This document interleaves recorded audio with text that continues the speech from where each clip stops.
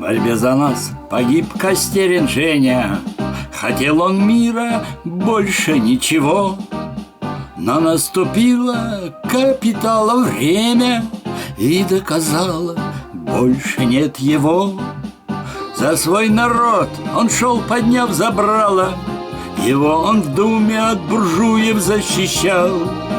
Ему ружья, быть может, не хватало, но он его сознательно не брал.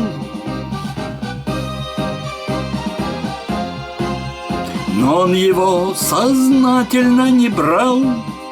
Он жил в эпоху тягостных раздумий, протестов политических страстей, и прочищал вулкана наш безумий, что с каждым днем становится теплей.